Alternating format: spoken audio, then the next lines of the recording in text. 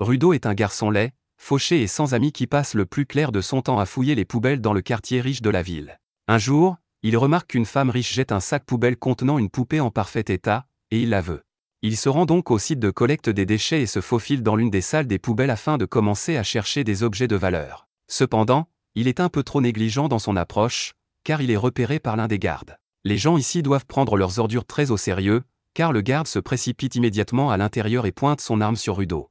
Seul le personnel autorisé est autorisé à entrer ici, et lorsqu'il se rend compte que Rudo est un pilleur d'ordures, le garde déclenche l'alarme pour appeler des renforts. Rudo n'a pas l'intention de rester plus longtemps, alors il saute dans le vide-ordures et remonte pour pouvoir sortir, mais la procédure de verrouillage a déjà été déclenchée, et juste au moment où il s'apprête à s'échapper, la porte d'entrée est fermée. Les gardes finissent par rattraper Rudo, et dès qu'ils ont une vue dégagée, ils ouvrent le feu sans hésiter, tout cela parce qu'ils ne veulent pas qu'il fouille dans leur poubelle. Alors que les balles se dirigent droit vers Rudo, il se concentre et se met à bouger si vite qu'il parvient à esquiver les balles tirées à bout portant. Mais n'oubliez pas que les gardes ne savaient pas qu'il pouvait se déplacer assez vite pour esquiver les balles, ils voulaient donc vraiment le tuer pour des ordures. Rudo parvient à se faufiler par l'une des portes ouvertes et court vers la zone de chargement tandis que les gardes continuent de tirer sur lui. À un moment donné, il est effleuré au bras par une balle, mais il parvient tout de même à franchir le mur pour s'échapper du centre de collecte des ordures. Le garde continue de le poursuivre, mais Rudo parvient à rester caché dans les égouts jusqu'à ce que la voie soit libre. Mais il ne comprend pas pourquoi ils sont prêts à aller si loin pour l'empêcher de fouiller dans les ordures alors qu'il ne fait de mal à personne. Le matin vient, et tous les habitants de la ville ont entendu parler du récent raid sur les poubelles. Ils sont horrifiés à l'idée que les membres de la tribu, sales et répugnants, fouillent dans les déchets qu'ils ont jetés. Dans cette ville, la population est divisée en deux groupes, les citadins, qui vivent dans la partie propre et immaculée de la ville, et les membres de la tribu, qui vivent dans la partie sordide de la ville. La nouvelle du pillage des poubelles fait également beaucoup parler ici, mais tout le monde dans cette partie de la ville sait déjà que Rudo doit être derrière tout ça, principalement parce qu'il est en train de réparer tous les déchets qu'il a ramassés la nuit dernière. Quelques instants plus tard, Rudo est confronté à son ami Chiwa, qui lui crie dessus pour être retourné fouiller les poubelles. Les citadins sont très stricts en matière de gestion des déchets, et on ne sait pas ce qu'il ferait à Rudo s'il le surprenait en flagrant délit. Rudo comprend que ce qu'il a fait était risqué, mais il trouve injuste que les riches jettent toujours des objets qui sont encore parfaitement utilisables. De plus, la vente des objets réparés l'aide à couvrir ses frais de subsistance ici. Ainsi, lorsqu'un groupe de garçons arrive, ils se mettent immédiatement à insulter Rudo sans raison. Ils disent à Chiwa qu'elle ne devrait pas passer autant de temps avec un loser comme lui, et Rudo fait de son mieux pour rester calme, mais il continue à le pousser à bout. L'un d'eux renverse même la lanterne que Rudo était en train de réparer et lui dit que personne n'achètera jamais quelque chose qui a été touché par les mains sales de Rudo. Après tout, ils disent qu'il est le fils d'un meurtrier fou. Rudo essaie d'ignorer leurs insultes depuis un moment, mais cette dernière remarque sur son père l'a vraiment touché. Les garçons continuent de parler et expliquent que ces bidonvilles ont été créés à l'origine pour servir de prison aux criminels, et que maintenant, en tant qu'enfants de ces criminels, ils doivent tous se comporter de leur mieux dans l'espoir de se racheter et d'être autorisés à rejoindre la ville, mais que des gens comme le père de Rudo ont tout gâché pour tout le monde en se livrant à une série de meurtres. Le garçon a dit beaucoup de choses déplacées pour quelqu'un qui se trouve à portée de coups de pied, et cette dernière remarque a officiellement dépassé les bornes, alors Rudo le fixe d'un regard qui signifie qu'il est sur le point de s'en prendre à lui. Le regard animé de haine de Rudo les effraie tellement qu'ils se rendent compte qu'il serait malvenu de continuer à le provoquer, alors ils s'éloignent lentement.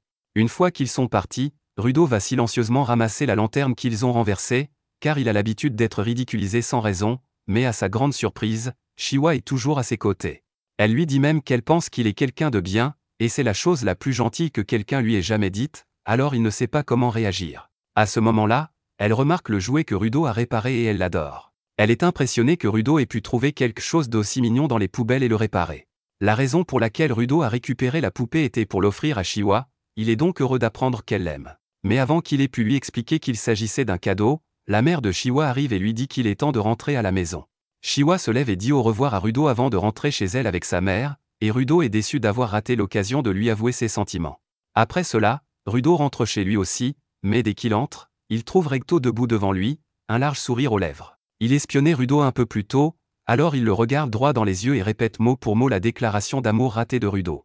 Rudo est déconcerté et crie que ce n'est pas cool d'espionner ses moments privés, mais cela mis à part, Recto veut parler de cette petite virée à la décharge que Rudo a faite la nuit dernière. Recto admet qu'ils sont pauvres, mais pas au point que Rudo ait besoin de risquer sa vie pour chercher des déchets de valeur. Rudo insiste sur le fait que ce n'est pas si risqué, car il ne s'est jamais fait prendre auparavant, mais Recto lui fait remarquer qu'il a été repéré la nuit dernière et qu'il a failli se faire capturer.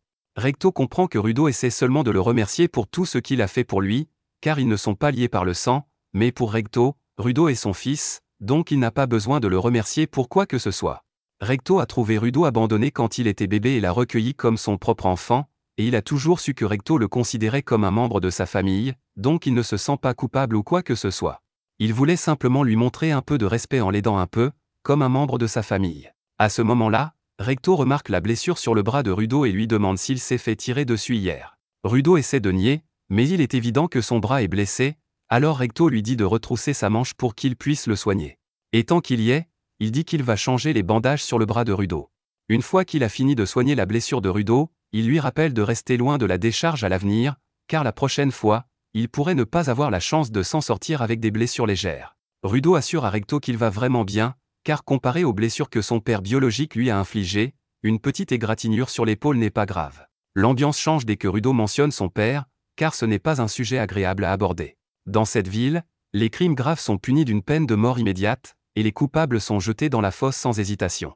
Le père de Rudo a été jeté dans la fosse pour les crimes qu'il a commis, et Recto ne veut pas que la même chose arrive à Rudo, alors il lui demande d'être plus prudent à l'avenir. Les mains de Rudo sont noires depuis aussi longtemps qu'il se souvienne, et comme si cela ne suffisait pas, il souffre parfois de douleurs atroces. Les gens l'ont toujours regardé avec mépris en voyant sa blessure, mais Recto était différent. Il a donné à Rudo une paire de gants qui l'aidait à gérer la douleur qu'il ressentait, et Rudo les a toujours chéris depuis. Tout cela mis à part, Recto dit à Rudo qu'il ferait mieux de faire bientôt une déclaration à Shiwa, sinon quelqu'un d'autre pourrait la conquérir avant qu'il n'ait l'occasion de lui avouer ses sentiments, mais Rudo n'a vraiment pas envie de parler de ça pour le moment. Pendant que Recto et Rudo se disputent à l'intérieur, un mystérieux homme masqué se tient dehors et regarde leur maison d'un air sinistre. Le lendemain matin, Rudo essaie d'apprendre à sourire, car Recto lui a dit que cela le rendrait plus accessible. Mais après s'être entraîné pendant quelques minutes, Rudo se rend compte qu'il est tout simplement laid, et qu'aucun sourire ne pourra y changer quoi que ce soit. Cependant, il veut toujours offrir la poupée à Shiwa, alors il décide de se rendre chez elle. En chemin, il pense à la fosse et au fait qu'elle est considérée comme un immense dépotoir, au sens propre comme au figuré. Tous les déchets de la ville y sont jetés, et toute personne prise en flagrant délit de crime est jugée inutile à la société y finit également. Des exécutions publiques y sont assez souvent organisées, mais Rudo s'est toujours demandé ce qui se passait réellement lorsqu'une personne y était envoyée. À ce moment-là, Shiwa arrive et trouve horrible que des gens soient jetés dans la fosse tout le temps. D'après ce qu'elle a entendu, les bidonvilles ont été construits à la périphérie de la ville spécialement pour rappeler à tous les membres de la tribu que s'ils dépassent les limites, ils seront jetés dans la fosse sans hésitation.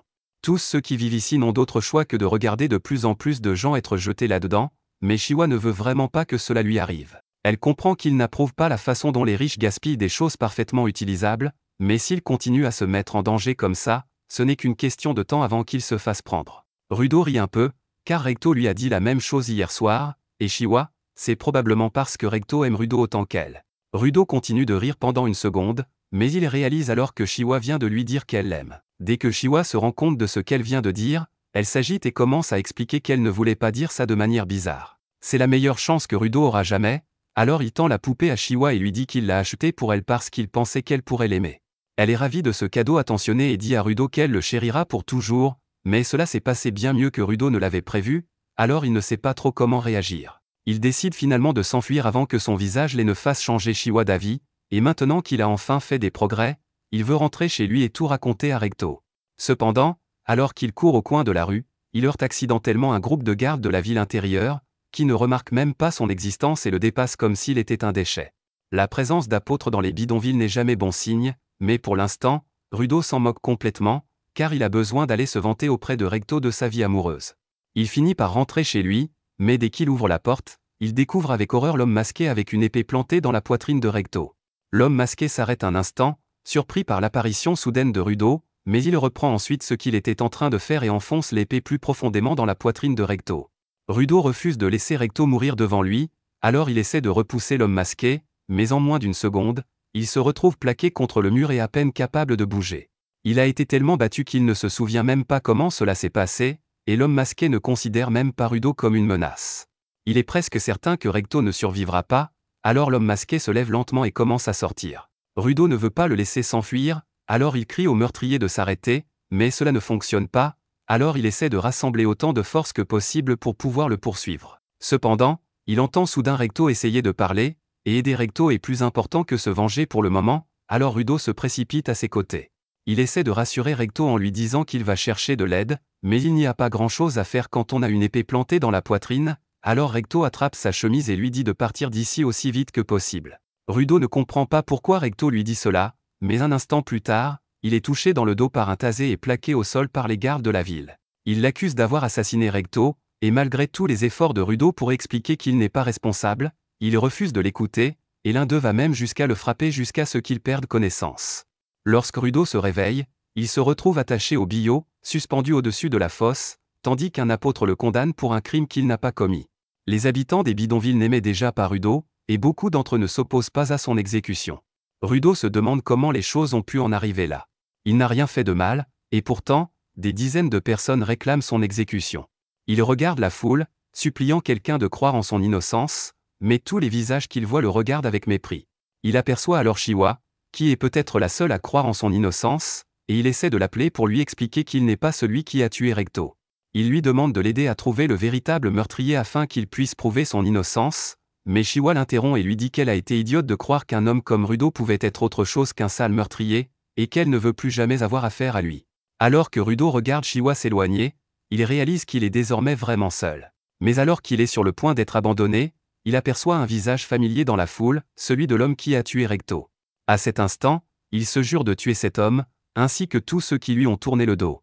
Lorsque Rudo rouvre les yeux, il se retrouve allongé dans un tas d'ordures et empeste manifestement, mais il est plus surpris d'être encore en vie ici, car il pensait que la fosse était censée être une condamnation à mort. Il lève les yeux et voit à perte de vue de vastes étendues de terre désolées, mais il entend alors un grondement sourd derrière lui.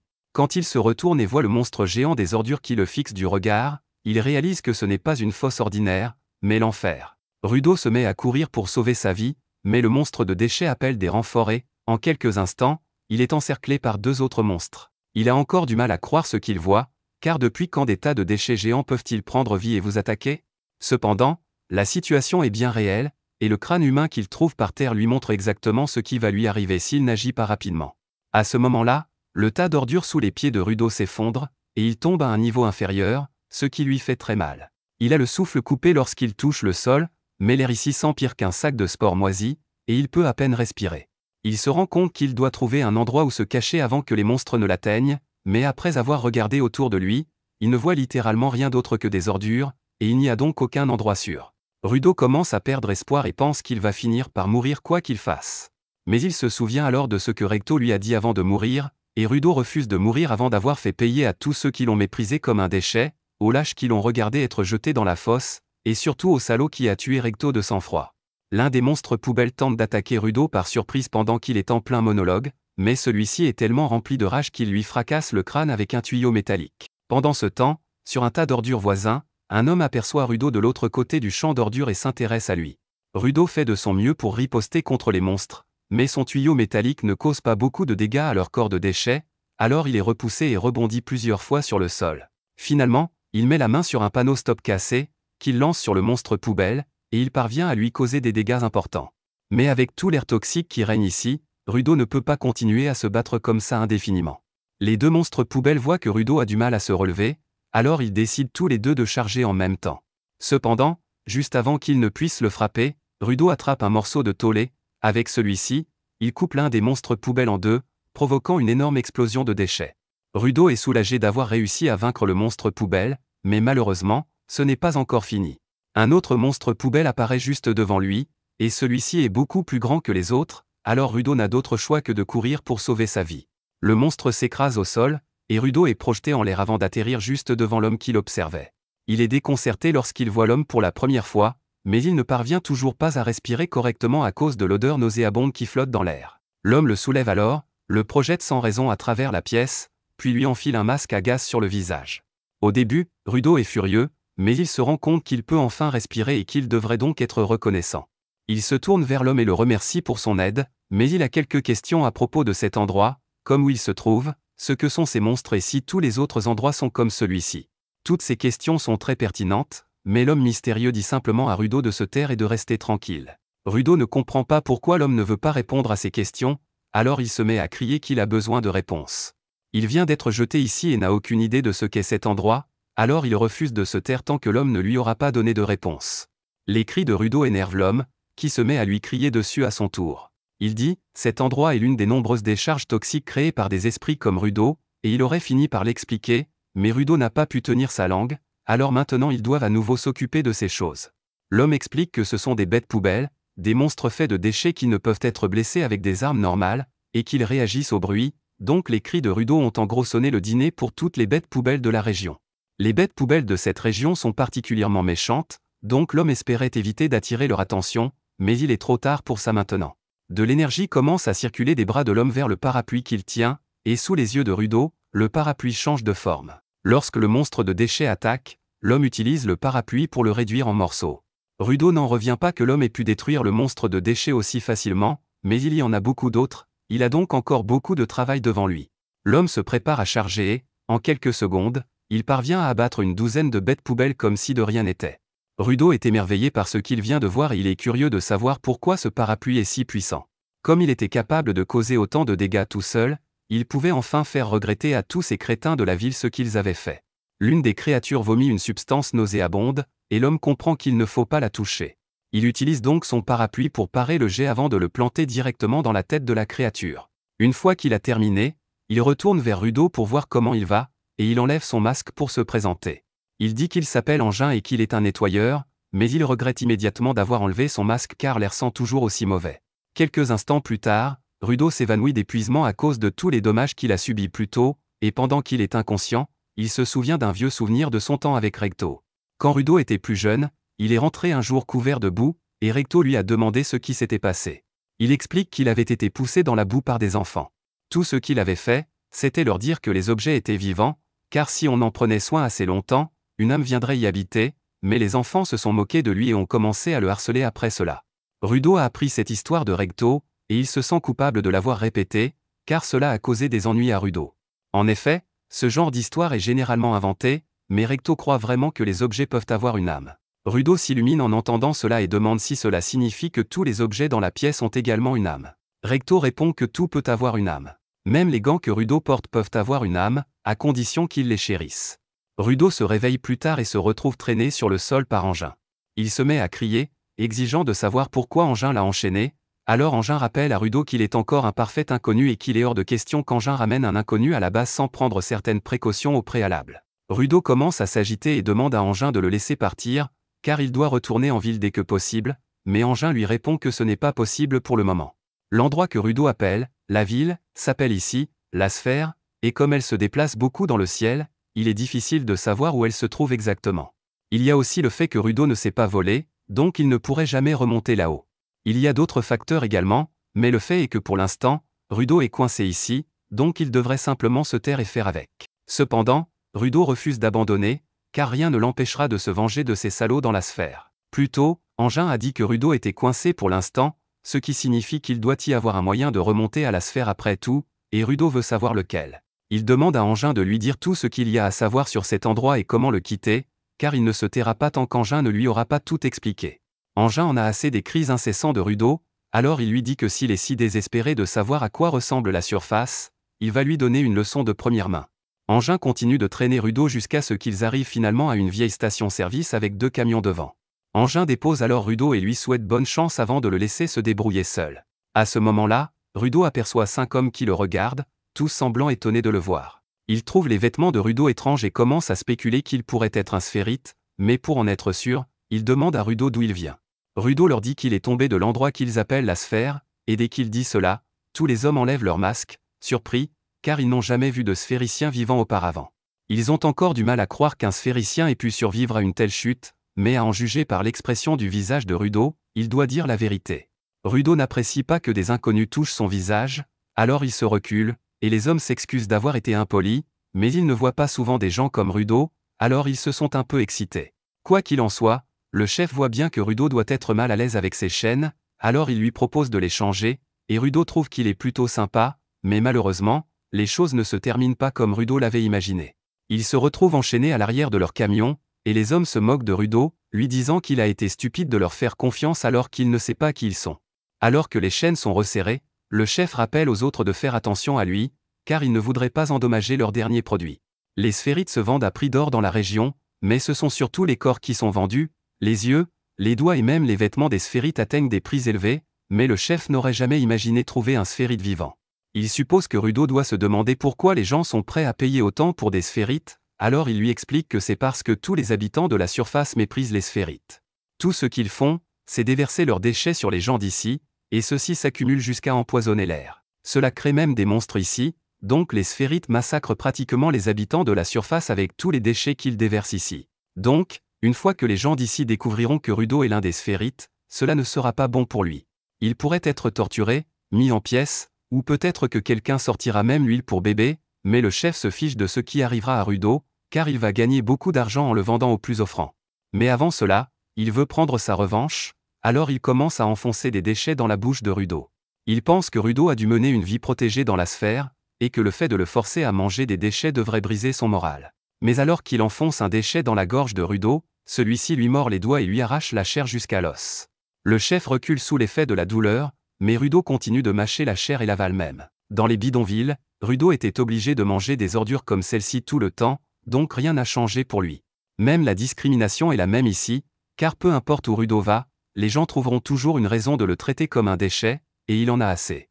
Il se libère de ses chaînes et, à présent, Rudo a perdu tout sens commun, la seule chose qui occupe son esprit est le meurtre. Engin a observé toute la scène depuis une falaise voisine et il est impressionné par ce dont Rudo est capable. Rudo se souvient de ce que Recto lui a dit, prendre soin de quelque chose assez longtemps lui donnera une âme. Lorsque Rudo attrape la chaîne qui flotte devant lui, celle-ci commence à briller d'une lumière rouge, choquant les charognards. À la surface, il existe des personnes spéciales comme Engin qui sont capables de donner vie à des objets pour en tirer toute leur puissance, et Rudo est l'une d'entre elles. La chaîne qu'il tient se transforme, ce qui rend les autres charognards prudents à l'idée de l'attaquer, mais leur chef leur rappelle que même si Rudo est un donneur, tant qu'ils lui prendront cette chaîne, il ne pourra plus utiliser ses pouvoirs. Les charognards parviennent à faire tomber la chaîne des mains de Rudo, mais cela ne l'arrête pas, car Rudo attrape simplement un pneu à proximité et l'utilise pour les tabasser tous. Le dernier qui reste est le chef, et comme il ne peut rien faire pour arrêter Rudo, il se met à l'insulter sans cesse, mais cela ne fait que le rendre encore plus furieux. Rudo est sur le point de l'achever sur place, mais à la dernière seconde, Engin intervient et l'arrête. Rudo finit par reprendre ses esprits, et le pneu qu'il utilisait se désagrège en poussière quelques instants plus tard. Rudo n'a aucune idée de ce qui vient de se passer ni de comment il a fait tout cela, mais il a le sentiment que cela a quelque chose à voir avec ses gants. Engin s'excuse d'avoir abandonné Rudo ici, mais il devait voir de quoi Rudo était capable, et maintenant qu'il sait que Rudo est un donneur, il veut lui proposer un marché. Il dira à Rudo tout ce qu'il veut savoir, et en échange, Rudo devra venir travailler avec lui et le reste des cleaners. Mais après tout ce qui s'est passé, Rudo ne fait plus confiance aux gens, alors il répond à Engin, non. Quoi qu'il en soit, Engin kidnappe Rudo, c'était assez facile, vu à quel point Rudo était blessé, alors il l'emmène chez un médecin pour le soigner. Pendant qu'il est là, Engin informe un de ses coéquipiers qu'il a trouvé un gamin talentueux pour rejoindre leur équipe. Rudo crie qu'il n'a jamais accepté de rejoindre l'équipe d'Engin, mais Engin lui dit qu'il n'a pas vraiment le choix parce qu'il va certainement mourir là-bas sans aucune aide. Le médecin se met aussi à crier sur Rudo et lui dit que c'était plus que stupide de s'aventurer seul en terre inconnue. En fait, avec tout cet air toxique qu'il a inhalé, le médecin est surpris que Rudo soit encore en vie. Il ferait mieux d'être reconnaissant qu'Engin ait sauvé son cul idiot. Rien que regarder le visage de Rudo commence à énerver le médecin, alors il lui dit de payer et de dégager. Après ça, Engin paye le médecin, et tous les deux quittent le cabinet ensemble. Rudo est vraiment reconnaissant qu'Engin l'aide autant, mais il est sérieux quant au fait qu'il ne peut pas rejoindre l'équipe d'Engin. Il doit retourner dans la sphère pour se venger, donc il n'a pas le temps de traîner ici et de ramasser des déchets ou quoi que ce soit que l'équipe d'Engin fait. Engin dit à Rudo qu'il est libre de demander autour de lui des informations sur comment retourner dans la sphère, mais il y a deux choses qu'il devrait savoir d'abord. 1. Littéralement tout le monde ici déteste les sphérides autant que ces vendeurs de corps, donc si quelqu'un découvre que Rudo en est un, il est foutu. Et 2. Ce n'est pas le genre d'endroit où on peut obtenir des informations gratuitement, donc demander autour ne servira pas à grand-chose pour Rudo. À l'intérieur d'une des villes déchets, Engin achète à Rudo de la vraie nourriture pendant qu'ils sont assis à une table à proximité, et Rudo adore le burger. Il est un peu surpris car il a toujours imaginé le gouffre comme n'étant rien d'autre que des déchets. Cependant, maintenant qu'il l'a vu de ses propres yeux, cet endroit ressemble juste à une ville normale avec des déchets partout.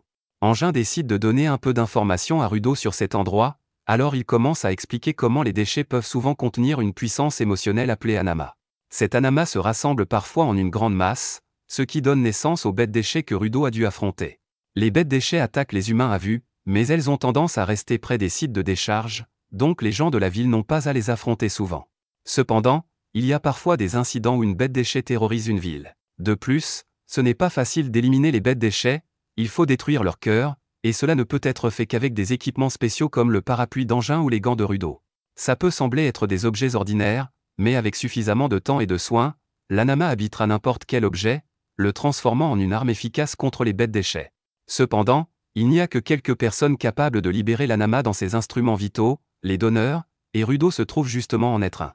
Engin dit à Rudo qu'il est un nettoyeur qui travaille pour une organisation d'exterminateurs de bêtes déchets, et ils ont besoin de tous les donneurs possibles, donc il veut que Rudo vienne travailler avec lui. Rudo demande s'il va vraiment lui dire comment retourner dans la sphère s'il travaille avec lui, mais pour ça, Engin n'a aucune idée de comment aller dans la sphère. Il a juste menti plus tôt pour s'assurer que Rudo écouterait sa proposition. Rudo est évidemment furieux qu'Engin lui ait menti, mais Engin dit que son patron est bien plus au courant de ce qui se passe ici, donc il sait probablement un moyen pour Rudo de retourner dans la sphère. Rudo est frustré de devoir maintenant rencontrer le patron d'Engin juste pour avoir peut-être une chance de retourner dans la sphère. Quelques instants plus tard, Engin reçoit un appel, donc il doit partir s'occuper d'une affaire rapidement. Mais avant de partir, il donne à Rudo un sac d'argent et lui dit qu'il peut faire ce qu'il veut avec en attendant. Rudo est choqué par la générosité d'Engin et lui demande si c'est vraiment ok pour lui de prendre ça, mais Engin n'a aucun problème avec ça, surtout puisque c'est l'argent qu'il a gagné en vendant les vêtements de Sphérite de Rudo. Rudo n'y avait pas vraiment pensé avant maintenant, mais ces vêtements ont effectivement disparu, et il est en colère qu'Engin les ait vendus sans sa permission. Mais pour la défense d'Engin, porter des vêtements de Sphérite ici ne ferait qu'attirer une attention indésirable, donc il faisait en réalité une faveur à Rudo. Quoi qu'il en soit, il s'en va avant que Rudo ait une chance de lui crier dessus. Mais pendant que Rudo ne faisait pas attention, un chat saute d'un des panneaux et attrape l'argent sur la table avant de s'enfuir. Rudo ne va pas se laisser voler par un chat, alors il commence à le poursuivre dans l'allée où il s'est enfui. Le chat est vraiment rapide, donc Rudo ne pourra pas l'attraper à main nue à ce rythme. Pour se faciliter la tâche, Rudo attrape un bâton à proximité pour attraper le chat, et bien que ça l'aide à l'immobiliser au sol, il ne réalise pas que le bâton appartient à quelqu'un, et cette personne n'est pas contente. Il accuse Rudo de le voler, mais Rudo n'a aucune idée de ce dont le type parle puisqu'il ne se souvient pas lui avoir volé quoi que ce soit. Zanka dit à Rudo qu'il parle du bâton dans sa main, mais Rudo n'a aucune idée qu'un simple vieux bâton puisse être si important pour quelqu'un. Zanka arrache le bâton des mains de Rudo et lui dit que ce n'est pas juste un bâton ordinaire, ce n'est pas quelque chose qu'on peut voler sans subir de graves conséquences. Donc, Zanka active l'instrument vital et dit qu'il va donner une leçon de respect à Rudo. Il frappe son bâton sur le sol devant Rudo et l'avertit que même s'il est un prodige, il n'a pas le droit de toucher le bâton d'un autre homme. Rudo demande comment Zanka le connaît, alors Zanka explique qu'il est un des nettoyeurs, et Engin lui a déjà tout raconté sur Rudo et a demandé à Zanka de lui apprendre quelques trucs. Engin semble avoir de grands espoirs pour Rudo, mais Rudo est loin de réaliser son potentiel, surtout s'il doit lui apprendre quelque chose d'aussi basique que ne volent pas les autres. Rudo essaie de lui dire qu'il ne volait pas le bâton, il avait juste besoin de l'utiliser pour attraper le tchat qui lui a volé son argent, mais Zanka n'est pas intéressé par ses excuses. Il dit à Rudo qu'il a dû avoir un père terrible s'il pense que c'est ok de prendre les affaires des autres, mais insulter Recto dépasse les limites, donc les yeux de Rudo s'illuminent de rage. Juste à ce moment, Rudo a un flashback d'une des leçons de vie qu'il a apprises de Recto, il lui a dit que les gens ne peuvent pas se comprendre quand on les aborde en colère, donc parfois se calmer un peu et essayer de comprendre les choses de leur point de vue peut aider à régler les choses pacifiquement. Rudo décide de mettre cette leçon en pratique ici, donc il réfléchit à comment les choses doivent paraître du point de vue de Zanka. Il est en colère parce qu'il pense que Rudo a essayé de voler son bâton précieux, et Rudo peut comprendre parce qu'il serait tout aussi furieux si quelqu'un essayait de lui voler ses gants, donc il s'excuse auprès de Zanka pour ce qu'il a fait. Il s'avère que l'excuse a été super efficace parce que Zanka désactive son bâton et dit à Rudo qu'il est prêt à laisser tomber. Il s'excuse aussi pour avoir menacé Rudo plus tôt, car même s'il était contrarié, en tant que professeur de Rudo, il aurait dû essayer de rester calme. Rudo est stupéfait de voir à quel point il a été facile de désamorcer la situation une fois qu'il s'est excusé, et Zanka semble être une toute nouvelle personne maintenant qu'il n'est plus en colère. Zanka tend sa main pour aider Rudo à se relever et lui demande quel est son instrument vital, donc Rudo lui dit qu'il est presque sûr que ce sont ses gants, mais il ne sait pas encore comment les activer à volonté.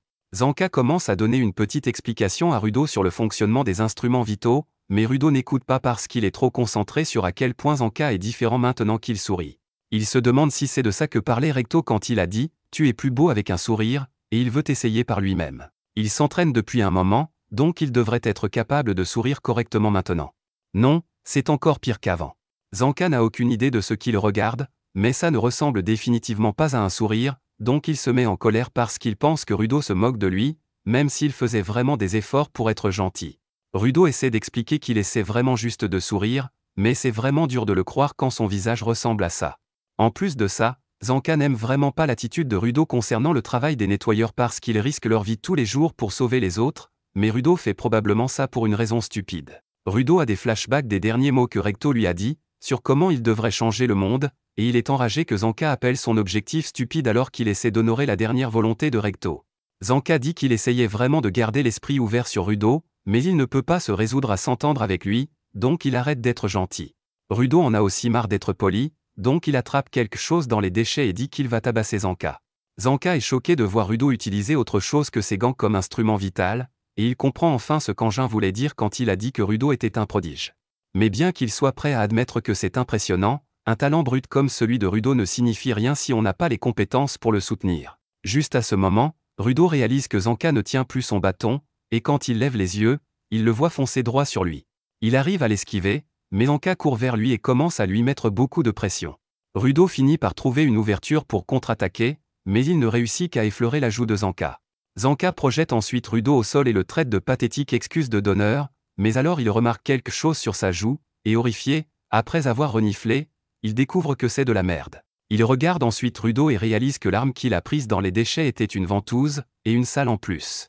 Rudo n'a aucune idée de ce qui effraie tant Zanka puisqu'il n'a jamais vu de ventouse avant, mais il n'a pas l'intention d'arrêter de se battre. Donc même si Zanka supplie une pause, Rudo continue de le poursuivre. Rudo suppose que cette ventouse doit être vraiment dangereuse, donc il saute fièrement en l'air et frappe Zanka, éclaboussant de la saleté partout.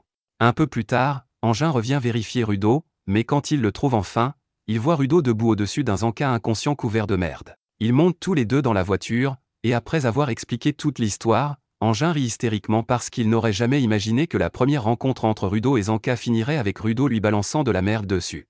Zanka est à peu près ce qui se rapproche le plus d'un gosse de riche gâté de la surface, donc être couvert de merde a été extrêmement humiliant pour lui. Et Rudo n'avait aucune idée qu'il balançait de la merde tout ce temps, donc il a honte de lui-même parce que c'est dégoûtant, même pour lui. Quoi qu'il en soit, Engin pense que c'était une bonne occasion de créer des liens entre deux, et il assure à Rudo que Zanka est le meilleur quand il s'agit de contrôler les instruments vitaux, donc il sera un super professeur pour lui.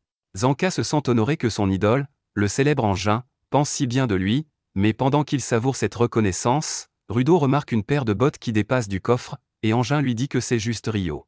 Il lui demande ce qu'elle fait ici, donc elle explique qu'elle voulait juste voir le nouveau en personne. Rudo est un peu nerveux puisqu'il n'a presque aucune expérience pour parler aux filles, mais ensuite Rio commence à tripoter ses cheveux parce qu'elle trouve la couleur cool. Même Shiwa n'a jamais été aussi tactile avec Rudo, donc il ne sait pas comment réagir et se fige. Et pendant que ça se passe à l'arrière, Engin dit qu'il se dirige directement vers le quartier général des nettoyeurs. Une fois arrivé, Rio dit au revoir à Rudo, et Engin l'emmène rencontrer la réceptionniste, Semiu. Elle a déjà tout entendu à propos de Rudo, elle a donc une bonne idée de ses origines et de son potentiel, mais elle aimerait tout de même le voir de ses propres yeux. Rudo ne comprend pas de quoi elle parle, alors Engin lui explique que les lunettes de Semiu sont son instrument vital et qu'elles améliorent sa vision cinétique, lui permettant de voir toutes sortes de choses sur une personne. Semiu active ses lunettes et observe Rudo, mais sa vision est soudainement bloquée par un brouillard noir lorsqu'elle essaie de regarder de plus près, ce qui la surprend. Engin lui demande si quelque chose ne va pas, mais elle minimise la situation et lui dit que Rudo est en bonne forme physique, qu'il a une bonne relation avec son instrument vital, mais qu'il n'est pas très doué pour l'utiliser, et qu'il lui faudra donc beaucoup d'entraînement avant de pouvoir l'activer à volonté.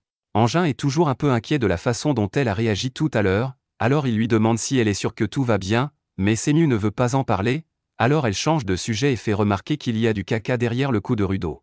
Engin éclate de rire, car il n'arrive toujours pas à se remettre de la drôlerie de Rudo tout à l'heure, et comme Semiu a terminé son inspection, Engin dit qu'il va emmener Rudo rencontrer leur chef. En chemin, il décide d'expliquer à Rudo le fonctionnement de l'organisation des cleaners, en comptant tous les combattants, les sentinelles et les soutiens, il y a environ 100 cleaners au total, mais vu l'activité intense qui règne ici, il est rare qu'ils soient tous présents dans le bâtiment en même temps. Sur ce, il demande à Rudo s'il est prêt à rencontrer certains de ses nouveaux collègues. Rudo demande si c'est vraiment le bon moment pour les présentations, mais Engin lui répond que cela ne prendra pas longtemps, car il suppose que la plupart des autres cleaners sont en mission. Cependant, il ne pouvait pas se tromper davantage. Presque tous les cleaners de l'organisation se trouvaient dans la salle de pause. Il se rend compte qu'il faudrait trop de temps pour les présenter à Rudo maintenant, alors il dit qu'il le fera plus tard. Après cela, il emmène Rudo directement dans le bureau du patron, mais avant que Rudo n'entre, il veut s'assurer qu'il sait qu'il ne peut pas simplement commencer à demander des informations sans raison. Les informations sont une denrée rare et elles ne sont pas bon marché, donc si Rudo veut en savoir plus, il devra dire au patron qu'il est prêt à travailler pour les obtenir. Il conseille également à Rudo de ne pas poser de questions sur l'instrument vital du patron, car celui-ci n'aime pas en parler. Et s'il envisage de poser la question aux autres, cela ne sert à rien, car aucun d'entre eux ne sait à quoi sert l'instrument vital du patron, et franchement, ils s'en moquent, car ils font confiance au patron plus qu'à quiconque. Après avoir entendu à quel point le patron est respecté, Rudo veut faire bonne impression, alors il ouvre la porte pour se présenter, mais à sa grande surprise, le bureau est vide. À ce moment-là, Sémiu s'approche derrière eux et avoue qu'elle a complètement oublié de mentionner que le patron est en déplacement pour affaires et qu'il ne sera pas là avant un certain temps.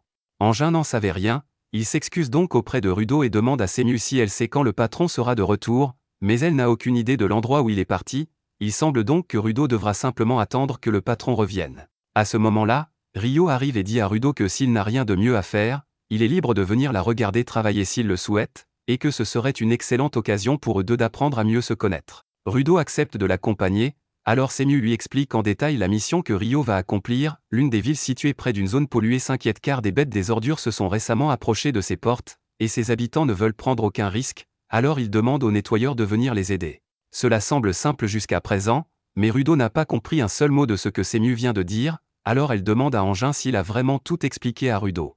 Engin admet qu'il a peut-être omis quelques détails importants ici et là, alors Sémiu va devoir lui donner un cours accéléré pour le mettre au courant. En gros, il existe deux types de terrains, les zones habitables, appelées zones sûres, et les terrains vagues pollués, appelés zones polluées. Et si toutes les zones polluées sont dangereuses, certaines sont particulièrement mortelles, et ces zones sont appelées No Man's Land. Les bêtes des déchets qui s'y trouvent sont si puissantes et violentes que pratiquement tous les humains qui s'y aventurent finissent par mourir. Pour être honnête, c'est un véritable miracle qu'Engin ait trouvé Rudo à ce moment-là, car il serait certainement mort s'il avait été laissé seul. Mais à ce propos, Sémiu demande à Engin ce qu'il faisait tout seul dans un No Man's Land, mais Engin ne veut pas s'expliquer, alors elle passe à autre chose. Elle tient toutefois à ce que Rudo prenne note d'une chose, lorsqu'il se trouve dans une zone polluée, il doit s'assurer de porter un masque à gaz, car respirer cet air toxique pendant trop longtemps peut rendre gravement malade. Peu après, Rudo arrive sur le chantier avec Rio et son équipe, et même s'il ne peut techniquement pas faire partie des nettoyeurs tant que leur chef n'est pas de retour et ne l'a pas approuvé, elle veut qu'il reste à proximité et qu'il soit aussi attentif que possible. Rudo regarde au loin et, au-delà des murs de la ville, il aperçoit un terrain vague désert, qui doit être le début des terres polluées. Il se demande depuis combien de temps il respire cet air toxique depuis son arrivée ici. Mais maintenant qu'il a vu les villes en bas, il est étonné de constater à quel point tout est différent de ce qu'il imaginait. Quand Rudo était dans la sphère, il pensait que les personnes qui tombaient dans le trou mouraient immédiatement, et il ne savait pas qu'il y avait en fait des gens ici.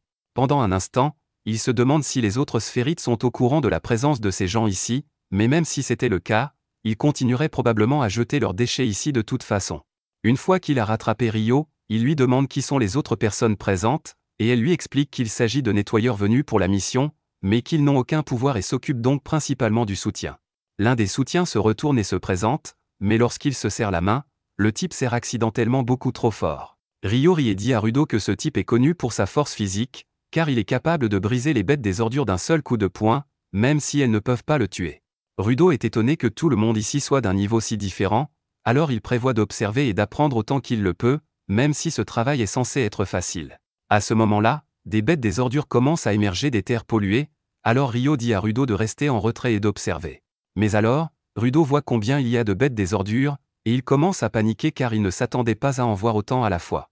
Rio lui dit de se calmer, ce ne sont que des bêtes des ordures ordinaires, elles sont assez faibles et ne pourront pas endommager la clôture. Rio avait raison, elles ne peuvent pas endommager le mur, mais d'autres bêtes des ordures apparaissent, et celles-ci semblent capables de briser la clôture. Rudo voit la clôture commencer à bouger, alors il panique et demande à Rio ce qu'ils vont faire, mais Rio lui répond que tout est encore sous contrôle. Celles-ci sont juste des versions légèrement plus grandes que les précédentes, et si elles jouent bien leurs cartes, elles pourraient finir rapidement, et elles pourraient alors organiser une fête de bienvenue pour Rudo. Rudo lui demande comment elle peut penser à une fête dans un moment pareil, alors Rio lui répond que s'il veut survivre sur Terre, il va devoir apprendre l'importance de garder la tête froide dans les situations dangereuses.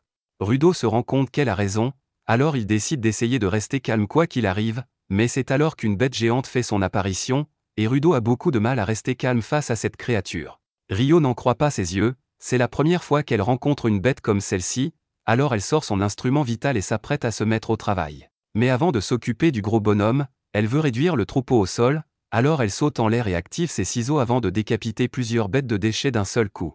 Rudo est fasciné par l'habileté de Rio avec son instrument vital, mais les supporters lui rappellent que même s'il est juste là pour observer, il doit rester attentif à son environnement afin de pouvoir se protéger.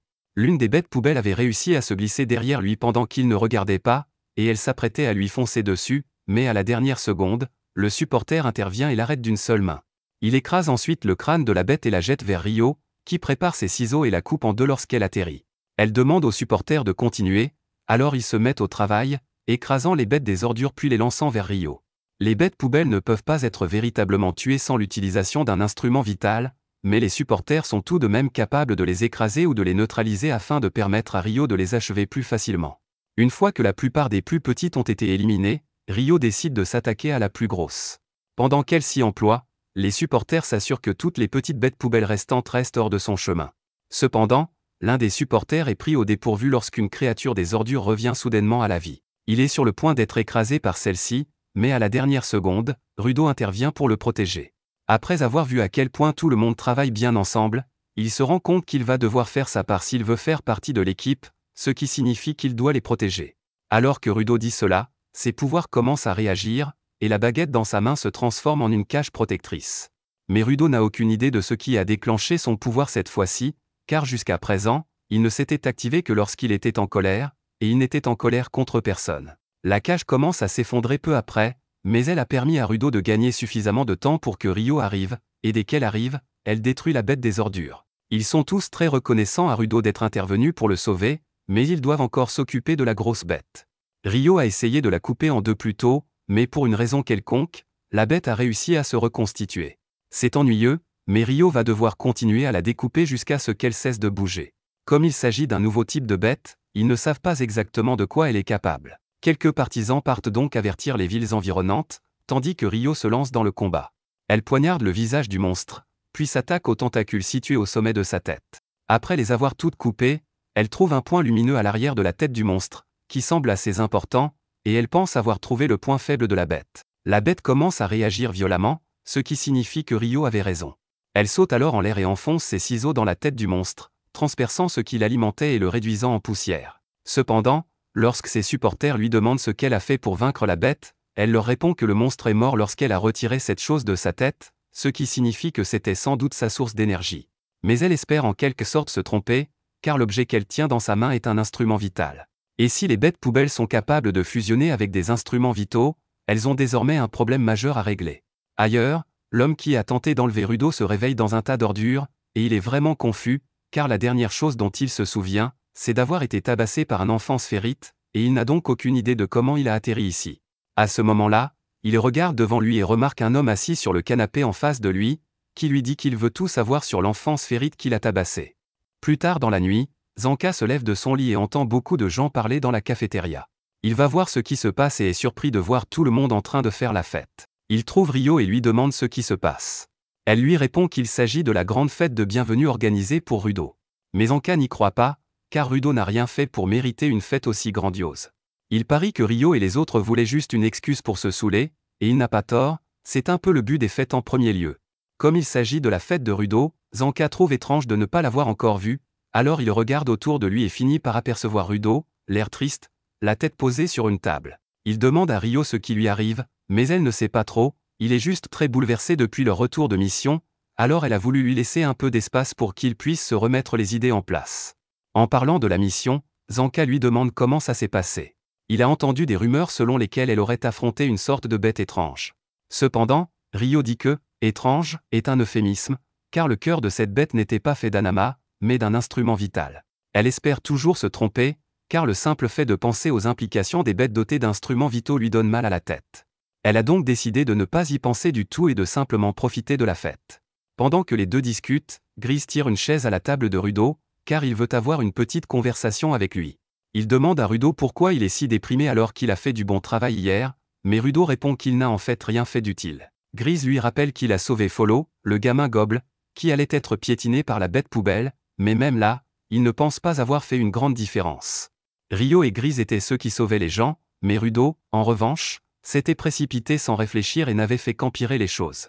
C'était la même chose quand il était dans la sphère, car il suffisait d'une seule insulte stupide pour qu'il perde son sang-froid. Recto devait alors toujours s'excuser en son nom. Hier, son travail consistait simplement à rester en retrait et à observer, mais il a fini par se mettre en danger comme un idiot. Malgré tout, Grise tient à remercier Rudo pour avoir sauvé Follow.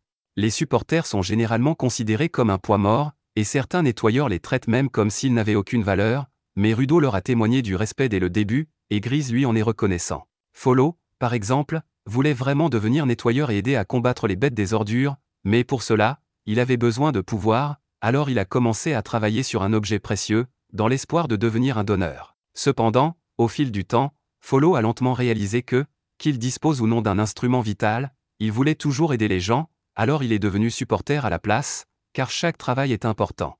Grise demande à Rudo s'il sait ce qu'il veut vraiment, en particulier en dehors de son objectif de vengeance, mais Rudo ne sait pas comment répondre à cette question. Grise lui dit que ce n'est pas grave s'il ne peut pas répondre tout de suite, car c'est une question difficile, mais il est sûr que Rudo finira par trouver la réponse, car il a encore une longue vie devant lui. Le discours de Grise a vraiment touché Rudo, qui se sent maintenant beaucoup mieux et décide de rejoindre les autres à la fête. Mais ailleurs, un ferrailleur qui a été kidnappé ne passe pas un très bon moment. Le type qui l'a kidnappé, Jabé, vient de passer les dernières heures à le torturer pour obtenir des informations sur Rudo, et ce qui aggrave les choses, c'est que le ferrailleur lui a déjà dit tout ce qu'il savait sur le garçon, ce qui n'est pas grand-chose étant donné qu'il ne l'a vu qu'une seule fois. Mais Jabé continue de le torturer juste pour le plaisir. Il est maintenant couvert de sang et supplie Jabé de le laisser partir, mais au lieu de cela, Jabé décide de lui couper le visage pour mettre fin à ses souffrances, car il s'ennuie. Jabé n'a pas pu obtenir beaucoup d'informations de sa victime, mais il a découvert à quoi ressemble Rudo et le fait qu'il est à la fois un sphérique et un donneur, ce qui en fait un excellent ajout à la collection de Jabra. Plus tard dans la journée, de retour au quartier général de Cleaner, Semu reçoit un appel à la réception. Il s'agit d'une affaire particulièrement intéressante, elle convoque donc l'équipe pour leur donner les détails. Elle s'excuse pour cette soudaine intervention, mais Anka ne voit pas d'inconvénient à commencer tôt. Cependant, ce qui le dérange, c'est qu'elle s'attend à ce qu'il emmène Rudo avec lui pour cette mission. Il sait qu'il est censé être le formateur de Rudo, mais cela ne prendra effet qu'une fois qu'il sera devenu un nettoyeur officiel, et le patron ne reviendra pas de sitôt, donc cela va prendre un certain temps. Semu lui répond qu'elle a tout à fait le droit de faire appel à qui elle veut pour cette mission, et qu'en plus, Rudo est compétent dans ce domaine, donc elle a pensé que l'envoyer serait une bonne idée. La mission lui a été confiée par un marchand qui se serait fait voler sa précieuse marchandise par une bête sauvage alors qu'il traversait une zone polluée. Apparemment, sa marchandise est une sphère vivante. Tout le monde est choqué d'entendre cela, car il est déjà rare que des sphères comme Rudo survivent à la chute, mais quelles sont les chances que deux sphères survivent en si peu de temps? C'est pourquoi elle a pensé que Rudo serait intéressé par cette mission, et s'il a de la chance, la sphère pourrait avoir des informations sur la façon de remonter là-haut. Grise est sûr que Rudo doit avoir beaucoup de choses à penser en ce moment, alors il lui dit qu'il n'y a aucune pression s'il ne veut pas y aller, car en fin de compte, c'est à lui de décider. Rudo prend un moment pour réfléchir, et il sait qu'il ne maîtrise toujours pas correctement ses pouvoirs, donc s'il y va, il risque de ralentir tout le monde. Mais en même temps, ce serait une bonne occasion pour lui d'en apprendre davantage sur ses capacités, alors il décide finalement de se joindre à eux. Zanka ne semble pas très enthousiaste à l'idée de partir en mission avec Rudo, alors pour le convaincre, Semu commence à lui expliquer qu'elle avait initialement prévu d'envoyer Engin en mission, mais qu'un imprévu est survenu, et qu'Engin a personnellement recommandé Zanka pour cette mission.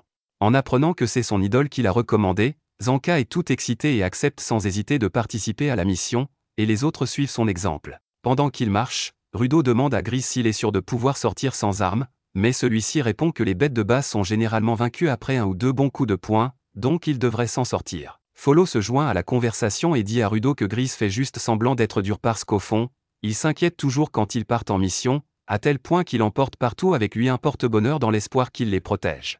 À ce moment-là, le groupe est interrompu par une femme nommée Grim, et maintenant que tout le monde est là, elle demande s'ils peuvent enfin partir, car elle doit encore leur montrer où la bête ordinaire est allée. Rudo se rend compte qu'elle doit être la cliente qui les a engagés, alors il commence à lui poser une série de questions sur la sphère qu'elle a trouvée, à quoi ressemblait-elle? Où était-elle quand elle l'a trouvée? Grim explique qu'elle est tombée par hasard sur la sphère pendant son voyage et que la pauvre était inconsciente tout le temps, donc elle n'a pas encore eu l'occasion de lui parler.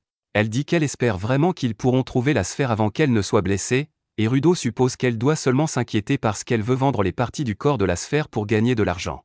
Cependant, Grim dit qu'elle est sincèrement préoccupée par la sécurité de la sphère. Elle admet qu'elle est curieuse, mais elle n'envisagerait jamais de leur faire du mal pour son profit personnel. Rudo ne lui fait toujours pas confiance, mais trouver ce sphérique est la priorité absolue, alors ils se mettent tous en route. Mais quoi qu'on en dise, tout être humain normal qui se fait enlever par une bête sauvage est presque certainement condamné, alors en cas doute qu'il puisse retrouver ce sphérique en un seul morceau. En fait, il a un mauvais pressentiment à propos de toute cette opération depuis l'arrivée de Grimm, mais il ne sait pas trop pourquoi. Ils finissent par arriver à un vieux bâtiment abandonné, et Grimm leur dit que c'est là que la sphère a été enlevée, alors ils se préparent tous et entre eux pour se battre. Cependant, au lieu d'une bête immonde, ils trouvent l'endroit complètement vide, à l'exception d'une poupée assise sur une chaise, et tout à coup, Grimm devient très agressif et pousse tout le monde au milieu de la pièce.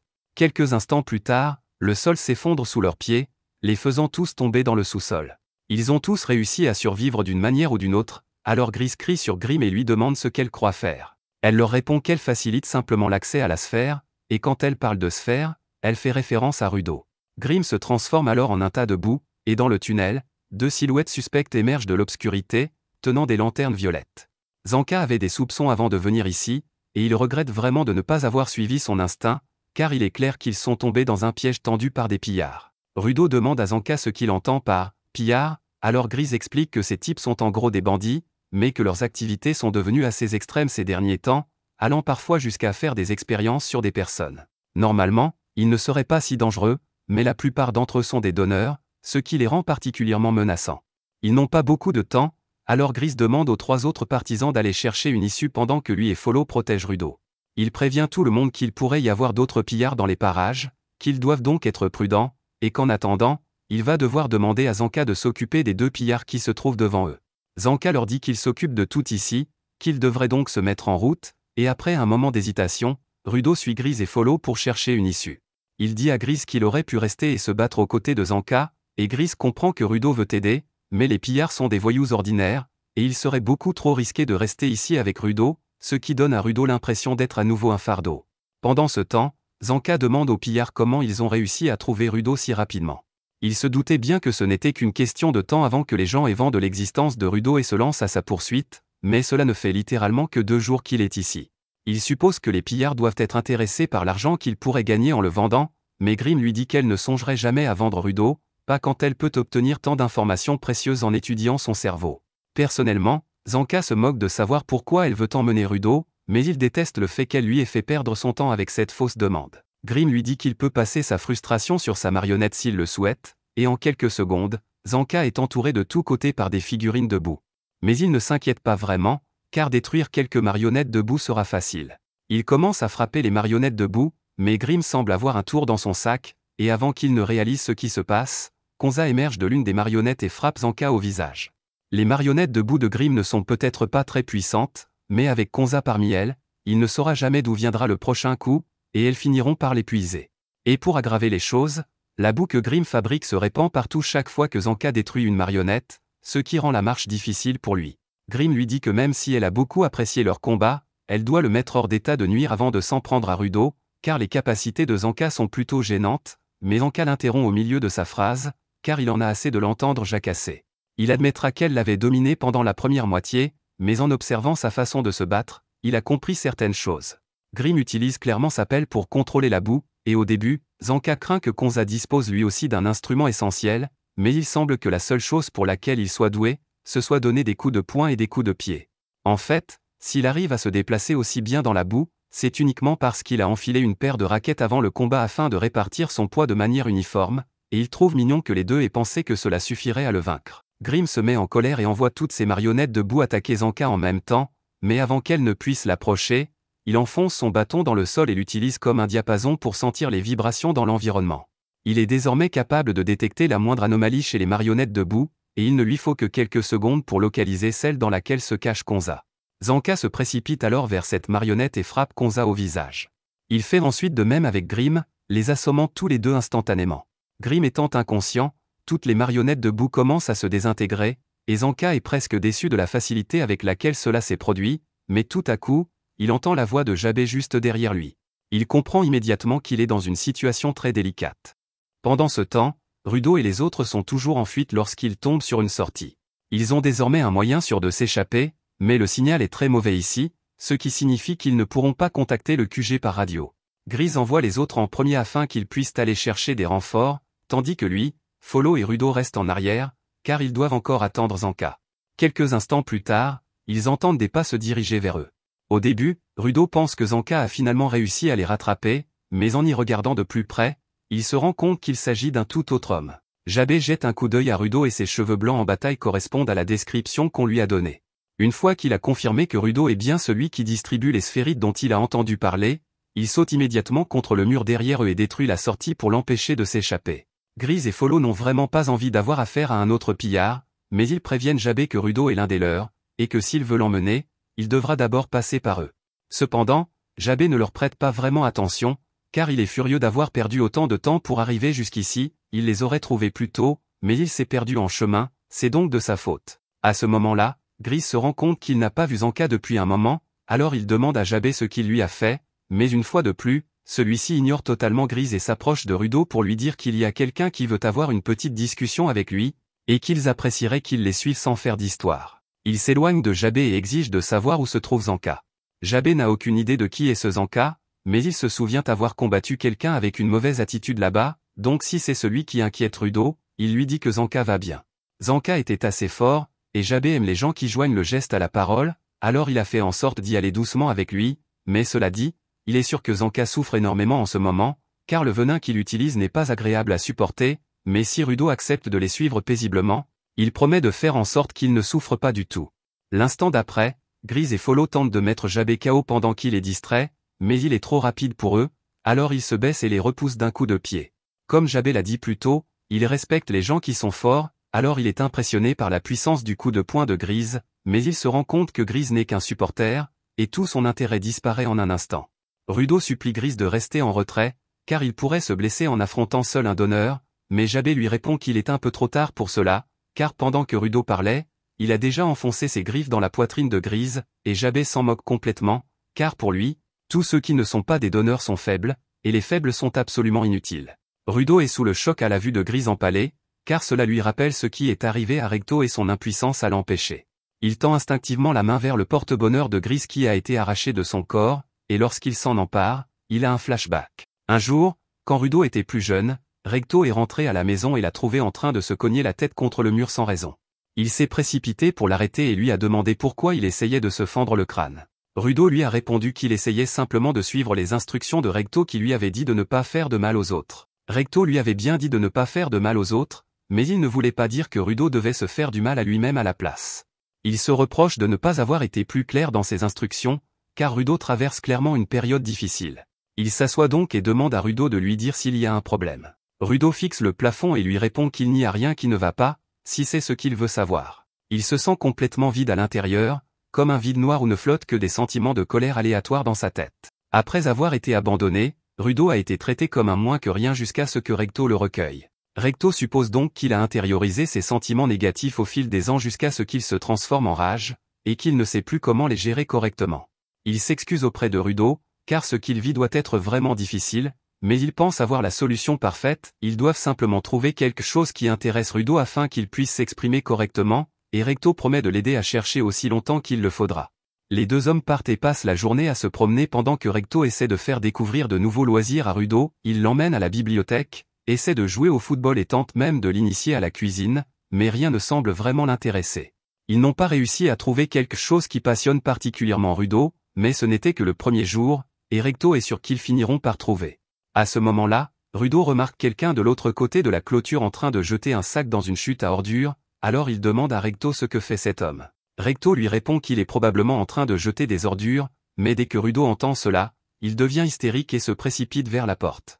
Recto le poursuit, lorsqu'il rattrape Rudo, il lui dit qu'il ne peut pas partir comme ça, mais il voit alors Rudo fondre en larmes en serrant un vieux masque dans ses mains. Il demande à Rudo s'il peut expliquer ce qu'il ressent à ce moment-là, et Rudo lui répond qu'il n'est pas juste de jeter quelque chose qui est encore en bon état, c'est peut-être un peu cassé, mais ça peut être réparé, et si quelqu'un avait pris la peine de s'en occuper correctement, ça aurait été parfait. Au début, Recto pensait que Rudo ne faisait que projeter ses problèmes d'abandon, mais il se rend compte maintenant que c'est plus que cela. Rudo voit véritablement la valeur de chaque chose, même lorsqu'elle a été abandonnée, et c'est ce qui le rend spécial. De retour au présent, Rudo ramasse le porte-bonheur de Grise, et ses pouvoirs s'activent immédiatement à pleine puissance. Grise, qui s'accroche encore à la vie, observe depuis le sol et comprend enfin pourquoi Rudo a eu tant de mal à utiliser son pouvoir jusqu'à présent. Ils se sont complètement trompés sur ce dont son pouvoir était capable, car celui-ci dépend de l'importance qu'il accorde aux choses. Il ne se contente donc pas de transformer des objets en instruments vitaux, il voit leur véritable valeur et en tire leur pouvoir. Jabé est pratiquement en extase devant le pouvoir incroyable de Rudo, et il meurt d'envie de savoir ce qu'il peut faire, il est donc impatient de commencer. Pendant ce temps, Follow éloigne Grise de la zone de danger et se prépare à lui administrer les premiers soins. Rudo regarde Grise et se souvient de la conversation qu'il a eue avec lui au QG au sujet de ses objectifs personnels. Avec tout ce qui s'est passé, il avait oublié de prêter attention à la valeur de chaque objet, et sans Grise, il aurait laissé libre cours à sa rage, mais maintenant, il va canaliser cette rage et l'utiliser pour effacer le sourire stupide de Jabé et lui faire regretter d'avoir fait du mal à Grise.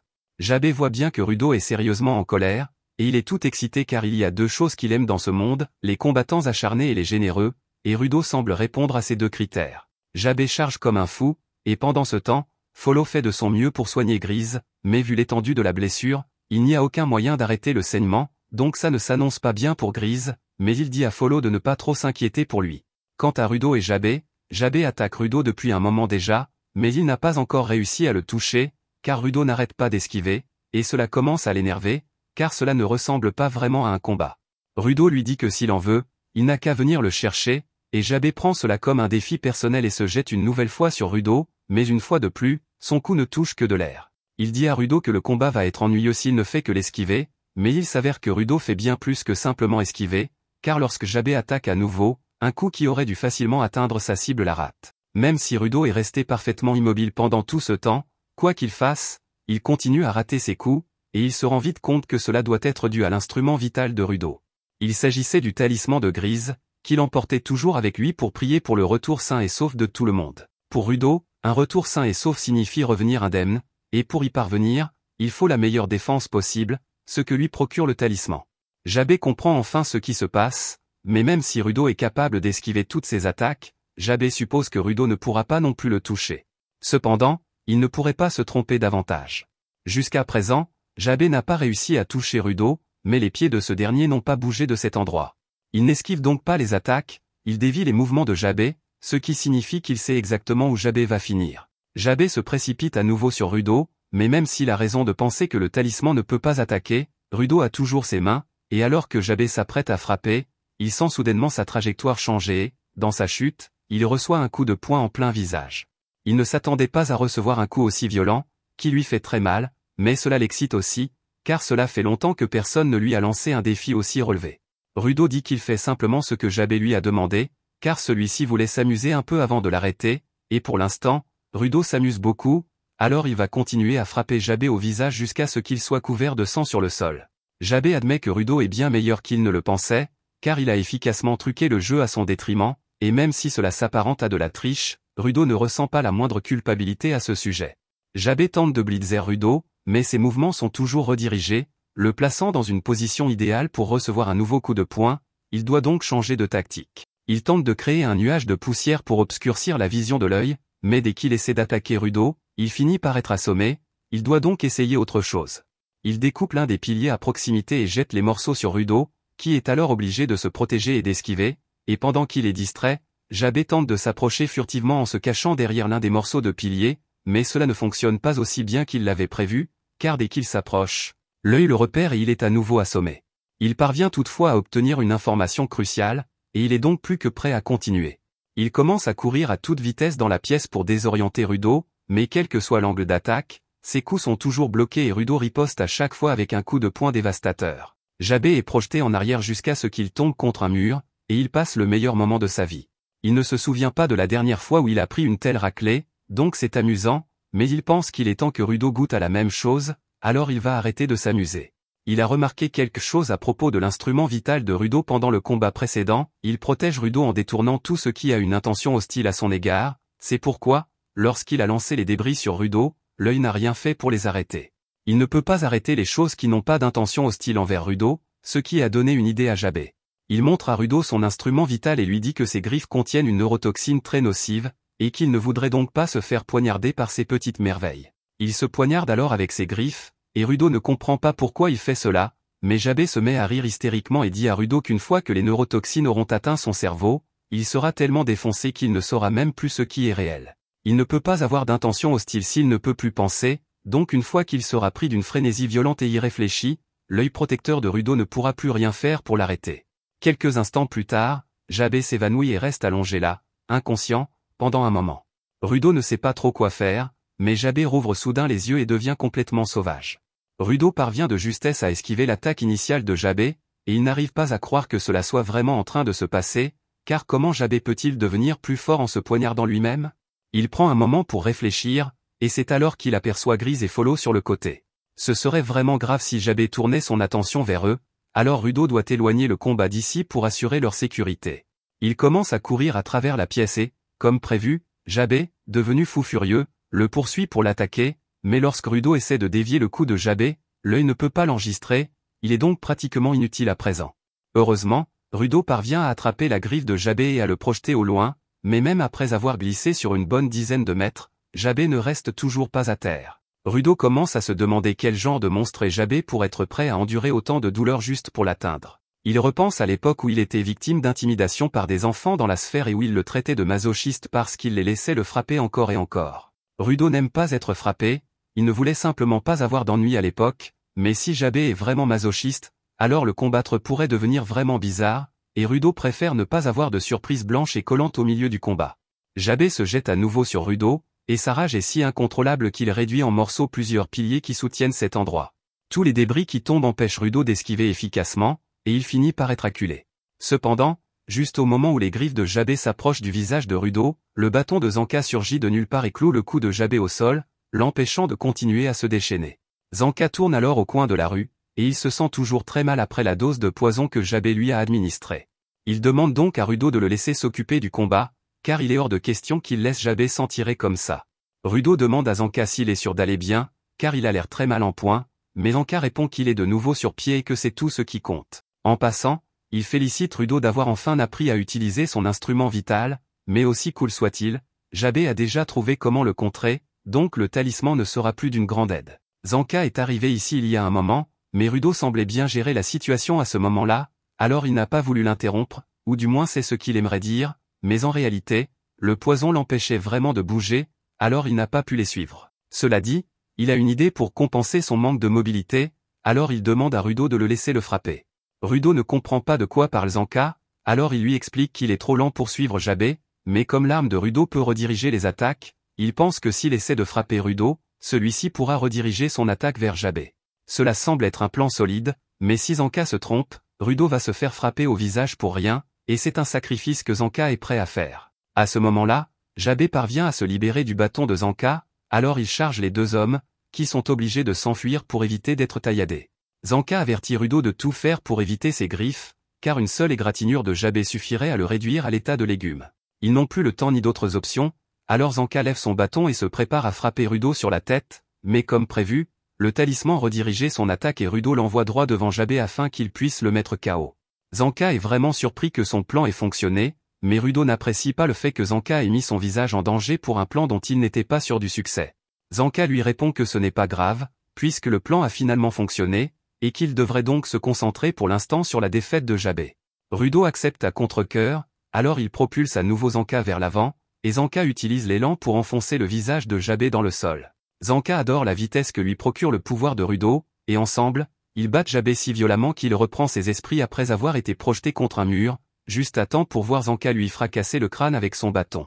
Après cela, Zanka suppose que Jabé ne se relèvera pas de sitôt, alors il retourne au sol et s'effondre d'épuisement.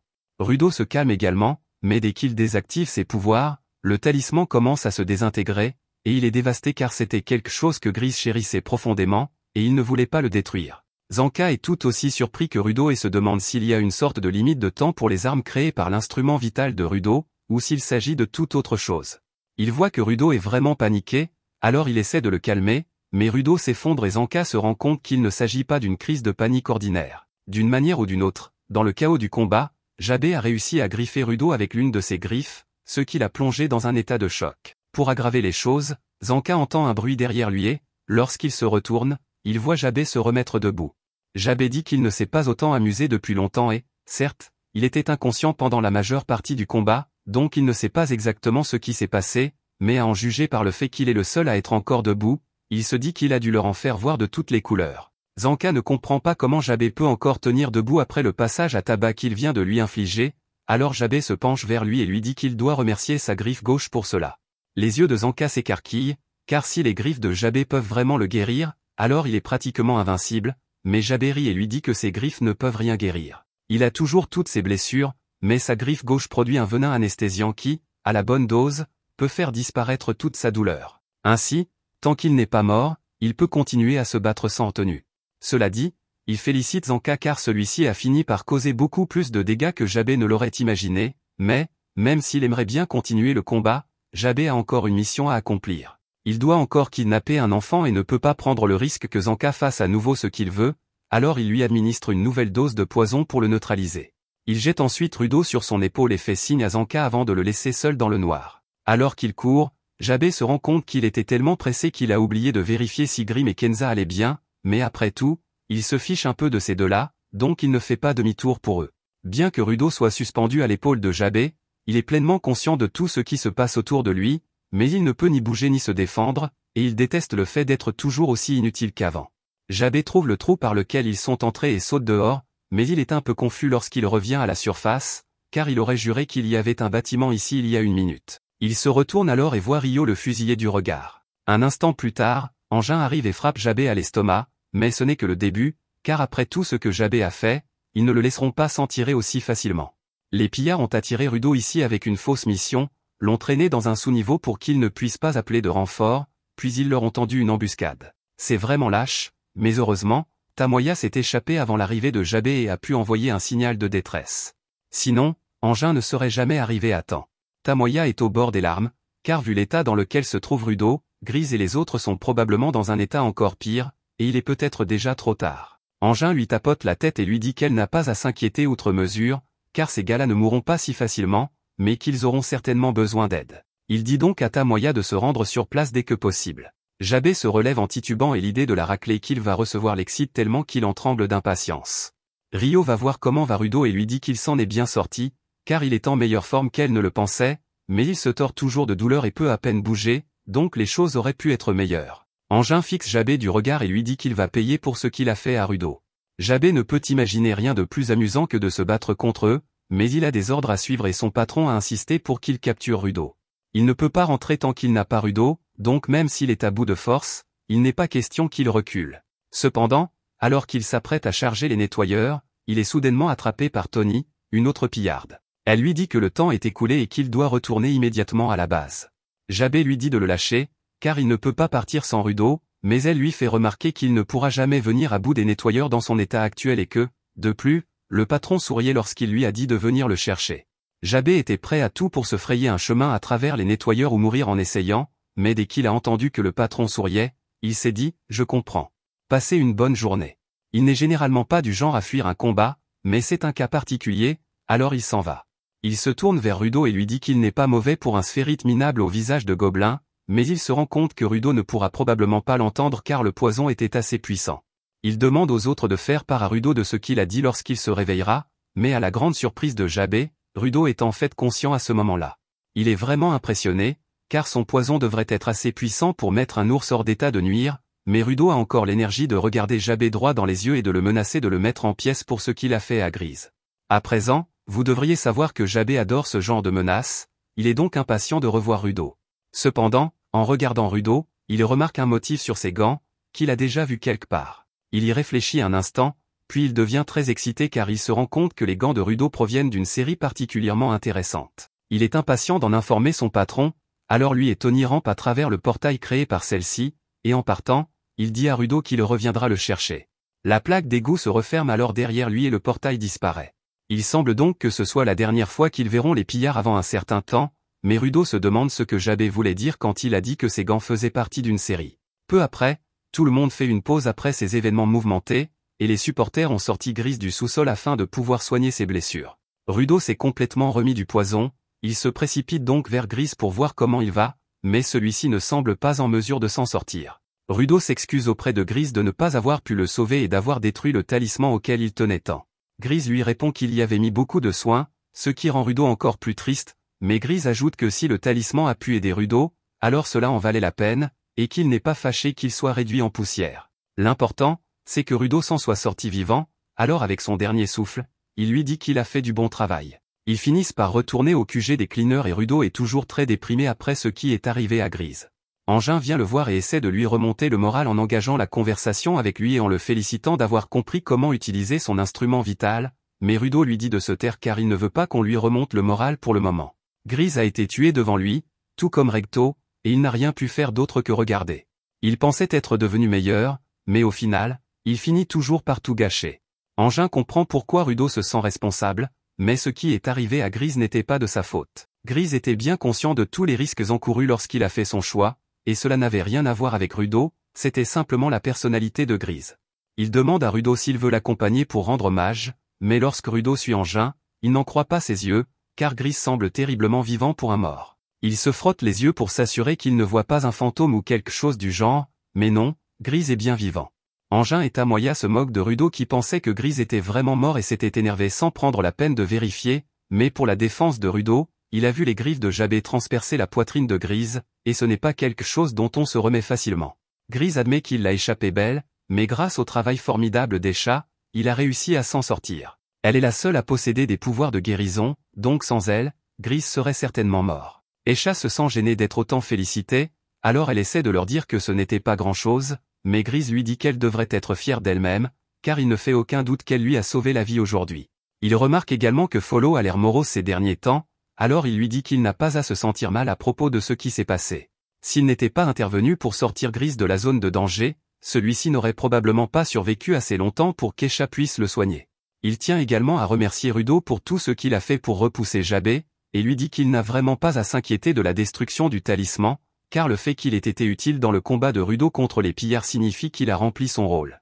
Sur cette note, Engin dit à tout le monde que ce ne sera probablement pas leur dernière rencontre avec les pillards, et qu'ils devront donc être plus prudents à l'avenir, mais d'un autre côté, ils ont appris quelque chose de nouveau, car l'un des pillards a mentionné quelque chose à propos de traverser la frontière. À ce moment-là, un homme s'approche derrière eux et dit que cela signifie probablement que les pillards font des recherches sur la sphère, et cet homme est apparemment le chef des nettoyeurs. Il s'excuse d'avoir été absent lorsque Rudo est arrivé, puis il s'approche de lui et se présente comme Arker Corvu, le chef des nettoyeurs. Il a entendu dire que Rudo avait initialement prévu de simplement les utiliser jusqu'à ce qu'il obtienne ce qu'il voulait, et normalement, cela aurait été une raison suffisante pour qu'Arker le renvoie immédiatement, mais pendant le peu de temps que Rudo a passé ici, il les a non seulement aidés dans leur mission, mais il a également risqué sa vie pour protéger l'un des leurs. Rudo possède également une capacité intéressante qui pourrait être très utile à leur cause, alors Arker l'accueille officiellement comme nouveau membre des nettoyeurs. Maintenant que cela est réglé, Arker demande à Rudo de le suivre dans son bureau,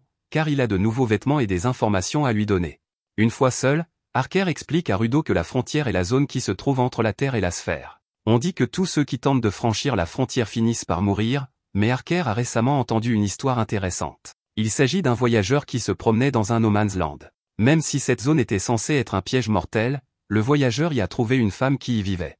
Il lui a demandé pourquoi elle restait dans un endroit aussi désolé, et la femme lui a expliqué qu'elle restait là pour être témoin de la chute des sphérites, car parfois, ils ne tombent pas simplement, ils vont et viennent à leur guise. D'après cette histoire, la femme avait dû voir d'autres personnes comme Rudo qui avaient survécu à la chute, et c'était une piste suffisante pour Rudo.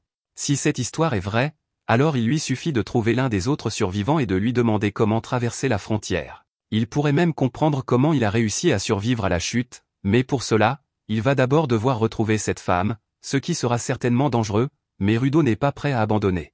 Il tente immédiatement de se rendre seul dans le No Man's Land afin de retrouver la femme, mais Follow le retient, car sortir seul dans une situation pareille est complètement fou.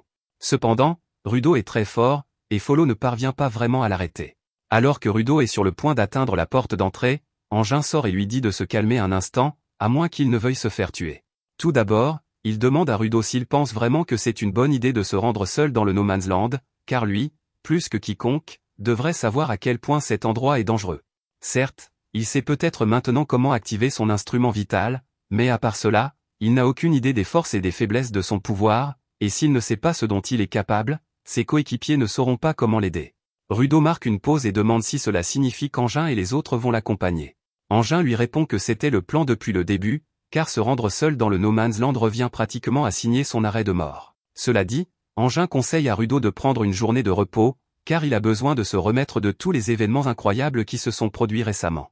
Rudo décide de suivre le conseil d'Engin, mais personne ne lui a dit comment il était censé se détendre. Il a déjà essayé de faire une sieste, mais cela n'a pas fonctionné, et il ne sait plus quoi faire. À ce moment-là, Rio fait irruption dans la chambre de Rudo et lui dit de se lever, car elle va lui faire visiter le QG des cleaners. Rudo n'a pas encore eu l'occasion de visiter les lieux, alors il l'accompagne et elle lui montre toutes les installations dont il dispose, notamment la salle de sport, la cafétéria et les toilettes. Cela peut sembler délabré, mais tout ici est parfaitement fonctionnel, ce qui est un peu plus que ce dont Rudo disposait lorsqu'il était dans la sphère. Par curiosité, Rio demande à Rudo ce qu'il avait là-haut, et celui-ci lui explique qu'il n'avait qu'une petite chambre où il n'avait rien d'autre à faire que ramasser les ordures ou se faire hurler dessus. Rio lui demande également ce qu'il mangeait là-bas, et Rudo lui répond que c'était juste des choses habituelles comme du pain et de la soupe, mais lorsque Rio lui demande ce qu'il avait comme dessert, Rudo se fige. Il répond qu'il n'a jamais goûté de sucreries, car seuls les riches peuvent se permettre ce genre de choses, mais il se trouve qu'il y en a justement ici, au QG. Rio demande alors à Rudo s'il aimerait en goûter. Elle emmène Rudo dans la pièce où se trouvent toutes les sucreries et lui explique que les nettoyeurs achètent leur nourriture à un groupe appelé les viandés, et qu'ils ont parfois la chance de recevoir de bonnes choses. Rudo n'arrive toujours pas à croire qu'il y ait autant de nourriture pour riches au même endroit et que tout le monde puisse se servir, alors Engin lui explique que ce n'est pas si difficile à obtenir, la pollution rend difficile la culture ici, mais les viandés ont beaucoup de donateurs spécialisés dans la cuisine, et grâce à eux, le sol regorge probablement de friandises plus savoureuses que dans toute la sphère. Rudo n'a pas pu détacher ses yeux des sucreries depuis son arrivée, alors Rio lui dit qu'il n'a pas besoin de se retenir, qu'il peut en manger autant qu'il veut. Dès que Rudo goûte l'une des sucreries, il perd la tête et commence à les engloutir toutes. Rio s'attendait un peu à ce qu'il réagisse ainsi, mais c'est quand même très drôle de le voir se gaver avec une telle intensité. À ce moment-là, l'un des enfants de l'équipe, Dir Santa, s'approche de Rudo et lui lance un regard noir. Au début, Rudo ne comprend pas ce que cet enfant a comme problème, mais il se rend compte qu'il veut probablement aussi des bonbons. Rudo lui tend à contre-cœur une sucette, même s'il n'a vraiment pas envie de partager, mais l'enfant la lui arrache des mains de manière grossière et en demande encore plus. Quelques heures plus tard, Zanka traverse les couloirs lorsqu'il surprend Engin et Rio en train de discuter de la folie de Rudo lorsqu'il a découvert qu'ils avaient une réserve remplie de bonbons. Rio dit qu'elle ne savait pas qu'il les aimait autant, mais que c'est bien que Rudo ait trouvé quelque chose qui lui plaît, dommage qu'il n'ait plus de bonbons maintenant. Cela intrigue Zanka, qui part à la recherche de Rudo, mais lorsqu'il arrive dans sa chambre, il trouve une énorme boule de bowling qui roule droit sur lui, et c'est à cela que ressemble Rudo après avoir englouti l'équivalent d'un mois de bonbons en une seule fois. Heureusement, les pouvoirs de guérison des chats fonctionnent également sur les personnes souffrant d'obésité morbide, et le lendemain, Rudo est de nouveau en forme et peut reprendre son entraînement. Ils se rassemblent tous dans la cour, et Rudo essaie d'activer son pouvoir avec un couteau, mais cela ne semble pas fonctionner. Il sait comment cela devrait se passer, mais il doit y avoir quelque chose qui lui échappe.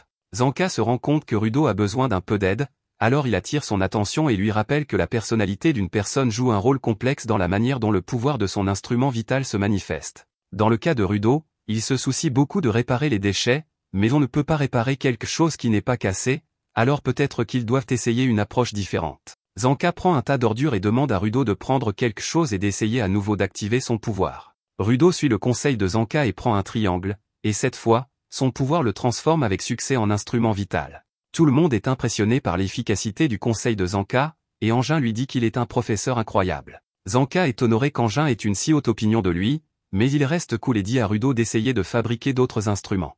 Il ne s'attendait pas vraiment à ce que Rudo puisse en manipuler plus d'un, mais Rudo parvient à activer une théière, puis une poupée. Le pouvoir de Rudo semble beaucoup trop puissant, car jusqu'à présent, ils n'ont constaté aucun inconvénient, mais soudain, du sang jaillit du nez de Rudo et il tombe au sol. En gros, Rudo ne peut pas utiliser son pouvoir trop souvent sans que son corps ne lâche, mais Engin dit tout de même que la qualité des gants de Rudo doit être vraiment élevée pour causer autant de dommages à son corps après seulement 3 utilisations. L'amour et l'attention sont ce qui donnent son pouvoir à un instrument vital, et plus on passe de temps avec un instrument vital, plus il devient puissant. C'est ce qui permet d'améliorer sa qualité, et il est logique que les gants de Rudo soient de grande qualité, étant donné qu'il en prend soin depuis qu'il est enfant, mais il est tout de même étrange qu'il l'ait assommé aussi rapidement. Zanka pense que le contre-coup est peut-être davantage lié à la série dont proviennent les gants qu'à leur qualité, mais il ne peut en être certain pour l'instant. Une fois que Rudo se relève, il demande aux autres s'ils savent pourquoi les objets qu'il a transformés en instruments vitaux se sont désintégrés par la suite, alors que ceux qu'il vient de créer semblent fonctionner correctement. Il a même réussi à en fabriquer plusieurs d'affilée, alors il se demande s'il y a une sorte de limite de temps. Rio prend la parole et dit qu'elle pense que les objets ne se désintègrent que lorsqu'ils ont accompli leur fonction. Par exemple, le talisman de Grise n'a disparu qu'une fois que Rudo s'est senti en sécurité, afin qu'il puisse remplir sa fonction et être mis au repos. Engin pense que le pouvoir de Rudo ne se limite pas à transformer des objets jetés en instruments essentiels, mais qu'il consiste à donner à ces objets une seconde chance d'accomplir leur fonction. Découvrir la véritable nature de son pouvoir donne beaucoup à réfléchir à Rudo, mais alors qu'il parle des gants de Rudo, Rio demande ce qu'est cette histoire de série, car elle a entendu Jabé mentionner que les gants de Rudo faisaient partie d'une série spéciale. Rudo n'a jamais entendu parler d'une série d'instruments essentiels, mais il suppose que cela signifie qu'il existe d'autres instruments essentiels comme le sien. Tôt le lendemain matin, Rudo est dans la salle de bain en train de laver ses gants, mais comme il doit les enlever pour les nettoyer, les blessures sur ses bras lui font très mal. Cela lui prend un certain temps, mais une fois qu'il a fini de les laver, il prend une serviette et retourne dans sa chambre, où il trouve à sa grande surprise Rio allongé sur son lit qui l'attend. Rudo trouve Rio cool et tout, mais là, elle va beaucoup trop vite en besogne, alors il lui demande ce qu'elle fait dans sa chambre si tôt le matin. En fait, elle n'aurait pas dû pouvoir entrer ici, car sa porte est verrouillée. Rio explique que sa chambre se trouve juste au-dessus de celle de Rudo et qu'elle l'entendait gémir depuis quelques minutes. Elle est donc entrée par sa fenêtre pour voir s'il allait bien. Elle lui demande si cela a un rapport avec les blessures qu'il a aux mains, et dès qu'elle mentionne cela, Rudo cache ses bras derrière son dos. Ses gants l'aident à soulager la douleur en grande partie, mais il doit quand même les enlever de temps en temps pour les nettoyer, alors il doit juste serrer les dents. Rio lui dit qu'il n'y a pas de quoi avoir honte, mais que ses blessures ne ressemblent à aucune de celles qu'elle a déjà vues, alors elle lui demande comment cela s'est produit. Rudo répond que les seules personnes qui savent ce qui ne va pas chez lui sont ses parents minables, car ce sont eux qui l'ont laissé dans cet état. Comme Rudo va bien, Rio se prépare à partir, mais avant de le faire, elle lui fait savoir qu'elle comprend ce que c'est que d'avoir des parents horribles, et qu'il n'est donc pas seul. Le même matin, les autres vont également voir l'artiste Réside, car ils ont entendu des bruits étranges provenant de sa chambre. Il mène actuellement la vie d'un animateur MAPA, pas de soleil, pas de famille et des tonnes de travail. Les autres décident donc de le laisser tranquille. Quelques heures plus tard, Rudo et Engin vont retrouver Harker à la réception, et comme le visage complet de Rudo n'est pas encore terminé, Harker leur suggère de sortir pour finir le reste de sa préparation. Rudo n'y comprend rien, alors il demande à Engin ce qu'est un visage complet, et celui-ci lui explique qu'il s'agit en fait d'un masque que tous les nettoyeurs sont obligés de porter lorsqu'ils se rendent dans les terres inconnues. Ils ont parmi eux un artiste chargé de fabriquer tous les masques et les vêtements qu'ils portent ici, et il était censé avoir déjà terminé le masque de Rudo, mais lorsqu'ils sont allés le voir, il avait l'air complètement dérangé, donc il est probablement en train de se consacrer entièrement à son art en ce moment. Ils ne veulent pas le presser, car il se fâche beaucoup lorsqu'on lui impose une date limite. C'est pourquoi ils vont d'abord s'occuper des derniers préparatifs pour Rudo. Quant à la nature exacte de ces derniers préparatifs, Senu explique qu'il y a beaucoup de choses qui peuvent mal tourner dans un no man's land. Afin de minimiser les risques, ils vont demander à un donneur particulier de jeter un sort sur Rudo pour assurer sa sécurité. Harker laisse parfois cet individu peindre les murs du QG des nettoyeurs, il va et vient donc de temps en temps, mais il n'est pas venu depuis un certain temps et on ne sait pas quand il reviendra. Engin est un peu déçu d'apprendre qu'ils doivent maintenant prendre la voiture pour aller le chercher, ce qui signifie qu'ils vont se rendre à Canvatown, mais avant de prendre la route, Engin veut présenter à Rudo l'équipe qui les accompagnera. De la division Akuda, il y a Zanka et Rio, et de la division Iger, nous avons Tamzi et Delman. Quant aux supporters, ils ont les fidèles Grises, Follow et Tamoya. Normalement, ils ont 5 supporters pour une mission, mais comme ils se rendent en territoire inconnu, ils ont dû réduire le nombre de membres de l'équipe sans pouvoir. Une fois les explications d'Engin terminées, Delman s'approche de Rudo et, d'une voix plus forte que Rudo n'ait jamais entendue, lui dit qu'il a tout entendu sur son histoire et qu'il pense que ce que ces sphérites lui ont fait est impardonnable. Il aime les gens passionnés comme Rudo, alors il l'invite à rejoindre la division Iger, mais Tamzi dit à Delman de se calmer, car c'est Engin qui a recruté Rudo, donc il est automatiquement membre de la division Akuda. Mais en parlant de passion, Engin demande à Delman s'il peut prononcer l'un de ses célèbres discours passionnés, et dès qu'il entend cela, il se lance à fond et commence à crier des mots d'encouragement à tout le monde dans la pièce, et le sphérite est si contagieux que même Rudo se met à crier avec lui. Ensuite, ils montent tous dans la voiture et entament le long trajet vers Canvatown. Une fois arrivés à l'entrée principale, Rudo demande à Tamzi si toutes les villes à la surface ont d'énormes dômes comme celui-ci. Tamzi lui répond que seules les grandes villes ont les moyens de construire un dôme et que celui-ci sert principalement à empêcher les déchets de tomber du ciel. De temps en temps, une cargaison de déchets est déversée depuis la sphère sur un endroit aléatoire, et si vous avez la malchance de vous retrouver sans abri, vous êtes pratiquement mort. Rudo se sent un peu coupable que la sphère cause autant de souffrance ici-bas, mais Tamzi lui dit qu'il ne doit pas trop s'en faire, car ce n'est pas lui qui déverse les déchets sur eux. À l'entrée de la ville, 2 hommes tentent d'entrer, mais pour une raison quelconque, même si la porte est grande ouverte, chaque fois qu'ils essaient d'entrer, un mur invisible les en empêche. À ce moment-là, Engin et les autres passent devant eux, et le mur invisible ne semble pas les gêner du tout. Rudo est vraiment perplexe après ce qu'il vient de voir, et il ne sait pas trop quelles sont les règles pour entrer dans la ville, mais Engin lui dit qu'il ne doit pas trop s'en préoccuper. En gros, tant que vous n'avez pas l'intention de faire des choses répréhensibles comme un enlèvement ou un trafic d'organes, vous pouvez franchir la porte sans problème. Rudo suit le conseil d'Engin et, comme prévu, il parvient à franchir la porte sans difficulté, mais les deux hommes ne pourront pas entrer de sitôt. En entrant dans la ville, Rudo remarque que pratiquement tous les murs sont recouverts de graffitis de toutes sortes, ce qui éveille sa curiosité. Engin lui donne alors une petite leçon d'histoire. Beaucoup de gens veulent s'exprimer à travers l'art, mais beaucoup d'autres n'apprécient pas l'art. On dit donc que Canva Town a été fondé pour donner à tous les créatifs de la surface un endroit où s'exprimer sans contrainte. Il aimerait passer la journée à regarder toutes ces œuvres d'art, mais ils sont ici pour rencontrer un artiste en particulier, Gob. Il est le seul à pouvoir leur donner leur tag, et ils vont avoir besoin de toute la protection possible. Rudo comprend cela, mais il ne voit toujours pas comment quelques tags pourraient les protéger dans leur mission. Engin lui donne alors un petit exemple, en gros, Gob insuffle un sentiment, tel que « je veux annuler tous les dégâts causés par les attaques surprises » dans ses dessins, et grâce à son instrument essentiel, l'effet devient réalité. Un autre bon exemple est la porte d'entrée, si ces deux idiots n'ont pas pu entrer, c'est parce que Gob a dessiné le sort, ne laisser entrer aucun voyou, tout le long du mur extérieur, ce qui explique pourquoi le taux de criminalité est très bas ici. Rudo pense que l'instrument vital de Gob est beaucoup trop puissant, car il peut pratiquement faire tout ce qu'il veut avec. Et oui, son pouvoir est assez rare, mais Engin explique que techniquement, un instrument vital n'appartient pas à Gob. Il s'apprête à expliquer qu'il a en fait été transmis à Gob par son ancien utilisateur, mais tout à coup, une petite fille arrive en courant au coin de la rue et heurte Engin. Elle tombe par terre et Engin va voir si elle va bien, mais il remarque alors qu'elle a les larmes aux yeux et, avant qu'il n'ait pu lui dire quoi que ce soit, elle s'enfuit en courant. Il se sent très mal, pensant être la cause de ses larmes, mais alors que les autres le taquinent à ce sujet, Engin remarque le maire de Canva Town qui sort de la ruelle. Il est surpris de le voir ici, car le maire est généralement chez lui à cette heure-ci. Engin lui dit qu'il cherche Gob, mais le maire, l'air sombre, lui annonce que Gob est mort ce matin. Engin est sous le choc et n'arrive pas à croire ce qu'il vient d'entendre. Le maire l'emmène alors voir le corps de Gob, et il est bel et bien mort. La cause du décès est un empoisonnement dû à la pollution, car c'était le genre de personne à suivre son inspiration où qu'elle le mène, et la plupart du temps, cela le conduisait directement dans une zone polluée. Il oubliait aussi souvent de porter son masque, même si le maire lui rappelait sans cesse de le faire. Rudo n'a jamais vraiment parlé à Gob, mais il se souvient l'avoir vu peindre un mur dans le QG à son arrivée, et il se sent extrêmement coupable de sa mort, car celle-ci est uniquement due à tous les déchets que la sphère ne cesse de déverser ici. Tamzi devine ce que Rudo doit penser, alors il lui dit qu'il n'a vraiment pas à se sentir coupable, car ici, les gens meurent tout le temps d'empoisonnement par pollution. Le maire prend la parole et dit à Engin que Gob a déjà choisi un successeur pour hériter de son instrument vital, et que ce successeur est Remelin, la petite fille vue plus tôt. Il en a toujours été ainsi, l'utilisateur du stylo choisit un successeur pour poursuivre son travail après son départ, et une fois qu'il a été transmis, les capacités sont automatiquement héritées, faisant de lui le lanceur de sorts de Canva Town.